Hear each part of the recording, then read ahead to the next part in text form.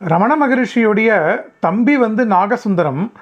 அவர் திடுதிப்புன்னு ரமணாசிரமத்திற்கு சின்ன சுவாமிகளாகி மேனேஜராலாம் ஆயிடல. முதல்ல ரமணரை அவர் ஸ்கந்தாசிரமத்தில் பார்க்கும் பொழுதோ பெருமாள் சுவாமின்னு ஒருத்தர் மேனேஜ் பண்ணிட்டு இருந்தார் ஆசிரமத்தை. அப்போ ரமணர் பெருமாள் சுவாமிகிட்ட சொல்கிறார், இவனை சேர்த்துண்டா உங்கள் 2 பேருக்கு நடுவில் சண்டை வந்துடும் ஒரு காலத்தில் அப்படின்னு சொல்கிறார். ஏன்னா ரமணருக்கு உறவு அப்படிங்கிறதெல்லாம் ஆத்மா ஒன்று தான், ஆத்மாலேயே லயமாக இருக்கிறவர்.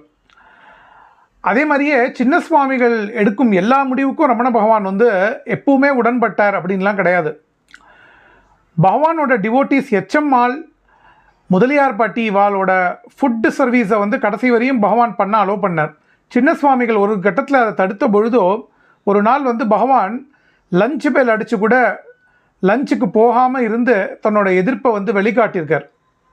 பகவான் இன்றைக்கும்